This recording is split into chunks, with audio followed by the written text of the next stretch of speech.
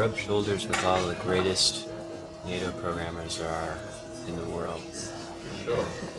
And at the moment, I'm just setting up. So pause that, and I'll. With NATO programmers, maybe you can explain a little bit, because NATO is a program? Well, NATO is really just a set of extensions to the Max programming environment. So Max is a graphical programming language, started out for MIDI and then audio processing, and now with Nato.0+55 it gives the ability to do very flexible and powerful image processing, including video or still images or anything with graphics. And so it allows you to program visuals in an algorithmic way, in a way that composers have enjoyed for quite a while with Max. Max is a higher level programming language. It's not like writing code all day and then compiling and then seeing the results. You can program while your program is running. You can make a change and it shows up immediately. And so it's probably the most interactive way of programming a computer I can think of. And because it's a visual language connecting objects together, it's really easy to explore different options and different possibilities, and just connect things together and see what happens. So it's almost like, for me, like improvisational programming in a way.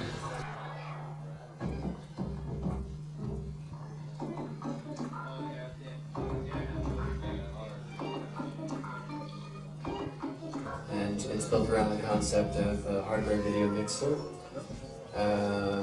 with all the added functionality that you can do with Max. So under that paradigm, there's bus A and a bus B for two movies. There's a bus C for audio only, working in performance. And you can cut between the two sources, and also mix between them. And you can choose the different kinds of ways that you would key them together. So they're just different copy modes, and crossfading. And crossfading is attached directly to the Wacom tablet.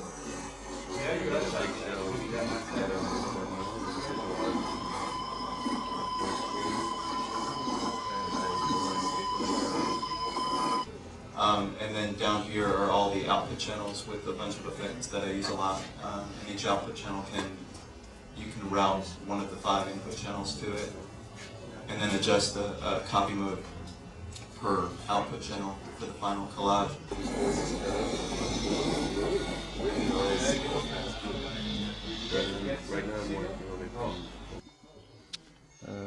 Yes, this is just a simple delay line with some image distortion, and well, yes, that's about it. Well, it's a lot of fun for myself. I also do projects at internet concerts and installations, shows in galleries, and also teaching something at the Academy of Iceland. Well, this is the patch I'm using. It's not more complicated than this. This is the delay time. I have 17 seconds, and I could. Whoops! I have to close them. I could have the delay time much quicker, and so now the shadow takes longer time. I could have the back shadow weaker, but the delay weaker. But well, I prefer to have it stronger. So it's if I put this one down, then the real-time image is almost not visible. And then I have this glycerin thing that I would like to connect to sensors that distort the image when I change the numbers. So it gets a little bit too distorted sometimes, and so yeah, this just changes this, and I can have it more extreme. So it just goes like this. Yeah. But then you can't see anything. Yeah, it's like those mirrors, and then I can also have put on another delay line. If I have this one, this one 2 seconds. Oops, 3 seconds maybe, and then I use this one also. So now there are 4 of them, and if I bypass the effect. Oops, that's yeah. Now I have some distortion. It's off.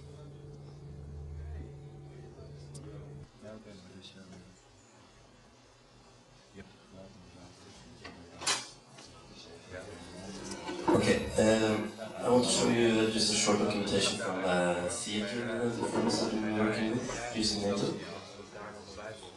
where I had a projection on the floor which was about 5 by 8 meters, and it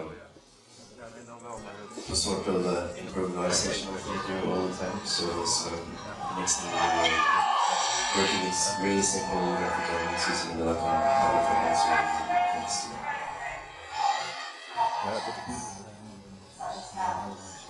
It's a bit dark here, so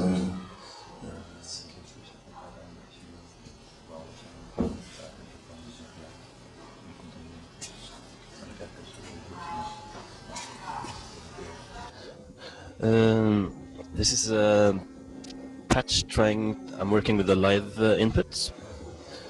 I'm putting, at regular moments, this live input is put into a buffer, which is continually then updated. Then I'll just loop a few frames of this buffer, so you get this really kind of static but also moving experience. And then I'm actually doubling this image with the live inputs, making for some strange combinations. So the position of the buffer is randomly moved. I'll try to make it move by some sensor input from Holly, the Icelandic guy, because he's sending out sensor information. So I'll try to make the sensors control the position of the buffer. So I can look quite ecstatic while I'm actually just sitting here quite quiet.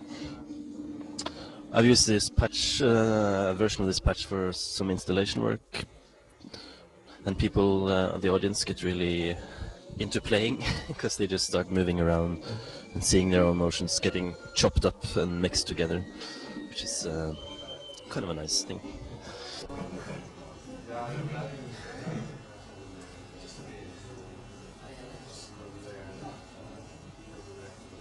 I've been using Nato for almost a year. I started with the first version of Nato, and then I've just been continually working with different patches all the time. I usually make new patches for new projects. I don't work on this one super patch like a lot of people here do. I just build the patch for the occasion, basically. So sometimes installation, sometimes theater, dance, sometimes more VJ stuff. I don't know how productive the workshop as a workshop will be, but I think it's really nice meeting people that we are communicating over the net, using the same kind of tools, but a lot of people doing it in different ways. So I think that's the most important aspect of this, is the social aspects. I think maybe it's a bit too many people to make a good show tonight, but we will see.